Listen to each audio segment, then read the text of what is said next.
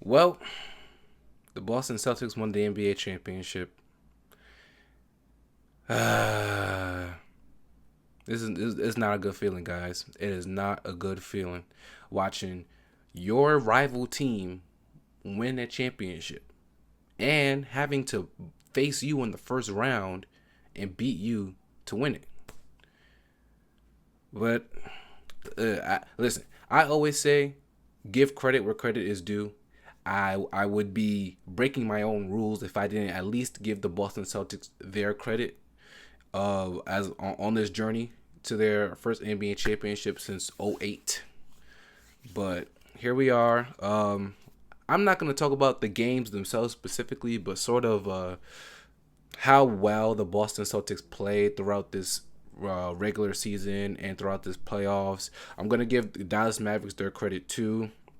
But again, this has to be about Boston because they're the winners, of course. And look, this is gonna pain me more than it pains you. I have to sit here and say nice things about them.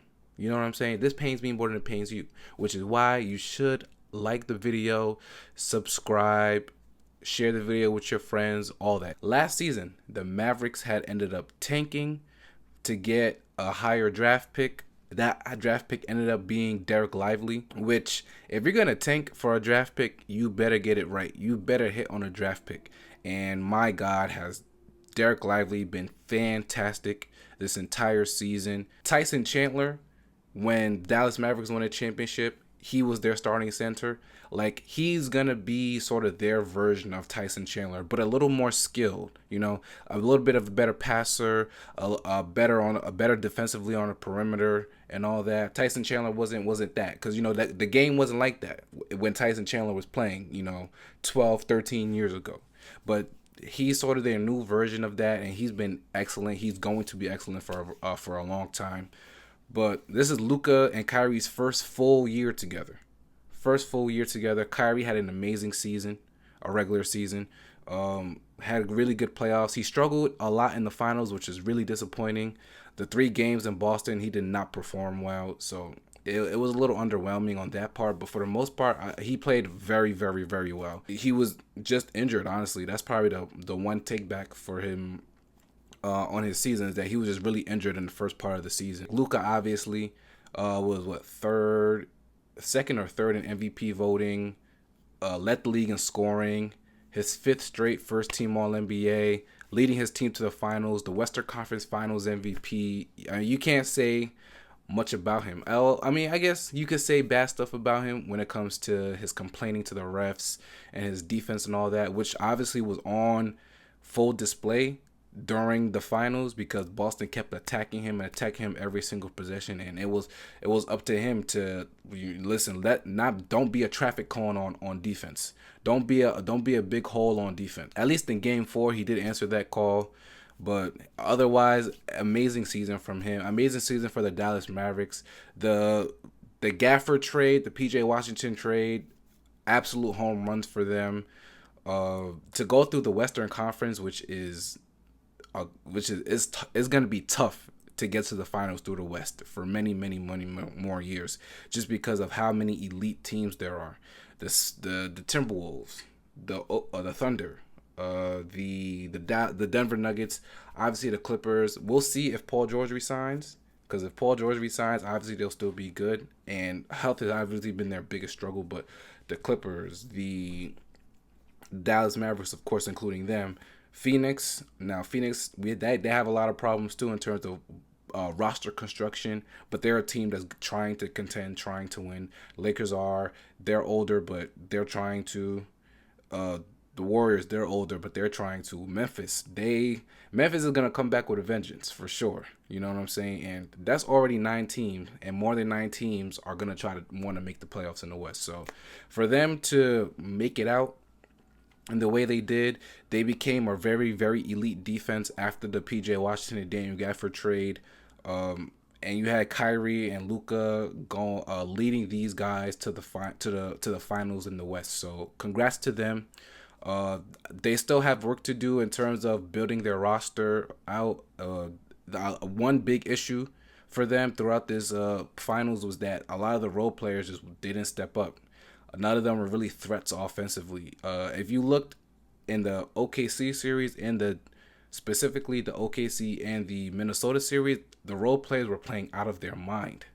But on the biggest stage against Boston, who was their defensively, they were just amazing all season. They were second best defense, and no, they have no minus defenders in their starting lineup. Nobody else could do anything else really besides Luka, and that's a big problem. They're gonna have to find role players, bench guys to really give them consistent scoring when Luka and Kyrie maybe don't have it a particular night. But overall, wonderful season. Now for the Celtics, let me preface this by I'm gonna give them their credit. Okay, I think multiple things can be true at the same time. Okay, did Boston have an easy path to the finals? Yes. Okay, they played all injured teams. Miami didn't have Jimmy Butler, Terry Rozier, Jaime Hawkins at the end, and Duncan Robinson shouldn't have been playing because he had a bad back, left facet syndrome, just in case you didn't know. And then you go to the Cavaliers. Jarrett Allen was out the entire series because of the rib injury that he suffered in the Orlando Magic series. And then Donovan Mitchell, who I thought was playing the best out of anybody in that series, the number one player for sure. He was averaging like 30 points before he got hurt, but he hurts his calf in the game 3. They're both out. Conference Finals, Tyrese Halliburton for Indiana gets hurt in the second game and doesn't play in games 3 and games 4. The fact of the matter is they did play injured teams. Now again, multiple things can be true at the same time. You look at their entire regular season. Boston was 64-18. They had the number one offense, the highest rated offense in NBA history, guys. So that you can't just say, oh, it was just they played injured teams. As much as I want to say it, I want to say it, but the stats show, the play shows, the record shows that these guys were a dominant team throughout the regular season. Their starting lineup includes 50 players in the league. How many NBA teams can say they have 5 guys who are at least the top 50 players in the entire league? I don't think any other team can say that. Jaylen Brown and Jason Tatum sacrificed a little bit to include Porzingis, include Jrue Holiday, who wasn't even that much of an offensive threat throughout the regular season, but they did a really good job. Joe Mazzulla coaching these guys, having them sacrifice for each other, play for one another, and their offense was just unstoppable. They wanted to shoot a lot of threes, but the way they generated the threes were amazing. The driving kick game was amazing. They played fast. They knew how to lock in. It was hard to help off of anybody, just because everybody on the team was a good shooter. Like, you couldn't really sag off anyone. You really could not sag off anyone. Everybody on the team can shoot a pretty good to an elite percentage. That's a part of roster construction. To me, the real MVP of this entire Boston team is really Brad Stevens. He really put this team together. Trading for Jrue Holiday and Porzingis were home runs. They wanted someone who could space the floor for them because Joe Mazzulla, if you watch last playoffs, you see he was more willing to play Al Horford at the 5 instead of Robert Williams. So you trade away Robert Williams, you could put Horford on the bench because he's an old guy now, and you start Porzingis, and then now everybody on the team can shoot. Jrue Holiday doesn't really have to do anything offensively except shoot the ball, shoot more catch and shoot shots, and defend his behind off, which he did absolutely this season. You give Brad Stevens the most credit, in my opinion, to how Boston was able to win the championship this past season. The roster was great. Even their bench players. I don't even think we give enough credit to their bench players. A couple years ago, Peyton Pritchard wasn't really playing. In the playoffs, he was getting hunted on defense and it was not playing well. Now look, this guy is hitting like all his 3-point shots. He's tough on defense. He's gotten better. Sam Hauser. Sam Hauser might probably be their weakest defender in the rotation, but this guy still, like, he fights on defense. You have to give him credit. He fights on defense. He's not really a slouch. He's probably going to get attacked as long as he's, playing on the court. He's gonna get attacked on defense. Teams are gonna look at him and look who's the weakest link. And since they don't have a lot, he's probably gonna get targeted. He's held up multiple times throughout the season, throughout these playoffs, when he gets singled out on defense in ISO. So shout out to him. Shout out to the bench. The coaches did an amazing job. Brad Stevens did an amazing job. Jaylen Brown wins Finals MVP. He absolutely deserved it. Coming from last season where Jaylen Brown signed the richest contract in NBA history, 5 years, $302 million. And everybody was like, that's an overpay. That's an overpay. I still think it's an overpay. The guy is not the best player on the team, but he got paid like it. But my God, this season was the best season he's played. I know last season he averaged more points and all that, but this season it felt like he completely had a complete mastery of the game. The offense was good. And crazy thing, remember the first, I want to say, month or two, he didn't have a great start to the season. He had a lot of turnover problems. He had a lot of shooting inefficiency games, and he really, really struggled. But as the year went on, he got better. The team was always good, but he just found his niche, took it up a level on the defensive end. This is his best defensive season by far. It's not even close. He was amazing on defense. The offense ended up coming around. He passed. I noticed he was passing a little bit more. Again, that the sacrifice part of Joe Mazzulla, getting them all to sacrifice a little bit. That's credit to Joe. That's credit to Jaylen Brown for playing a lot more team basketball and making sure everybody gets a touch, everybody gets included on the offense. I thought he was great the entire playoffs. I thought he was their best player this entire playoffs. I still think Jason Tatum is their best player overall, but Jaylen Brown was absolutely the best player there in these playoffs. He deserved the Finals MVP for sure. So those guys have now have a championship. They're probably going to celebrate this championship for like the next 80 years because that's what they do. They celebrate the 08 title like it's the best title of all time. So they're going to probably do that again for this one, which sucks. I don't really want to. They have their parade is on Thursday, which is, I guess, tomorrow. But this video is going to go up tomorrow, so it's probably today for you guys. I'm not watching. Are y'all going to watch? I ain't watching. So now I'm thinking Boston is the champion. They're at the top. How can teams sort of build rosters to compete with them? They're a top offense. They're a top level defense. So how can you build a roster in order to challenge them? Me personally, from how I've watched Boston throughout these playoffs, throughout this regular season, to take examples from the Indiana Pacers series, if you look at all three of their playoff series before they got to the finals, I would say Indiana Pacers were difficult opponent that they have. The opponent that put them on their backs the most was the Indiana Pacers. And I think a big part of that is that they were the second best offense in the league. Boston was one, the Pacers were two. And they were able to keep up with Boston's level of offense because they themselves are fast offense. They have guys that can shoot. They have guys who are fast, who can attack the paint. Remember, they run off misses. They run fast break off misses. They run fast break off makes. It doesn't matter.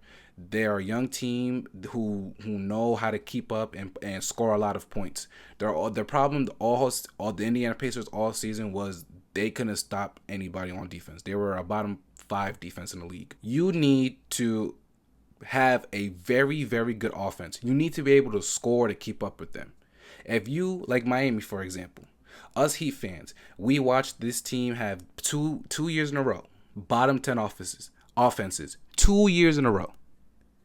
And it was crazy how Miami was able to beat them last year, but this year with how awful their offense was, they had absolutely no shot, even healthy.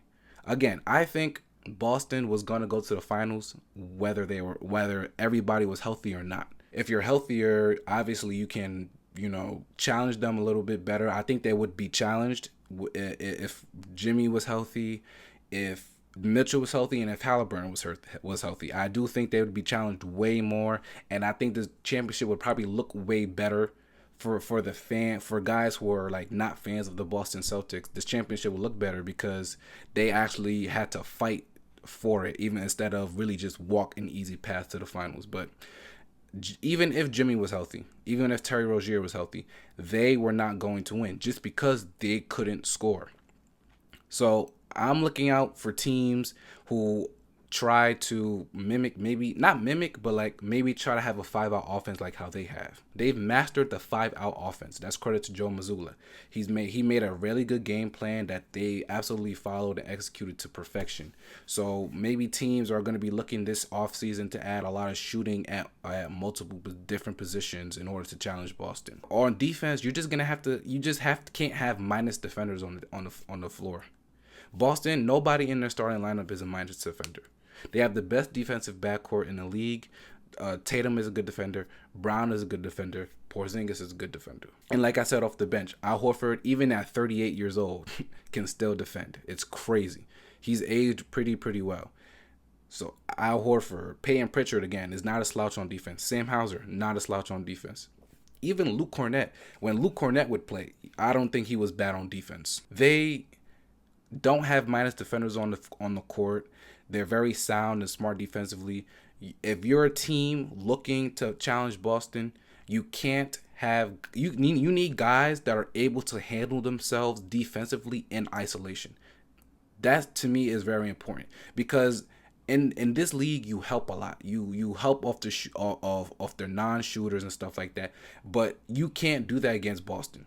Everybody on the team can shoot. So you need guys who can handle Jason Tatum or Jaylen Brown or Derek White, whoever has the ball, to be able to handle them one-on-one in isolation without sending so much help. Because whenever you send help, they punished you each and every time. And teams kept doing it, and they kept falling into their trap. Because once they get their ball movement going, and once they start getting open threes and hitting a bunch of them, it's like the league could be 2, and then next thing you know, it could be 17, just like that.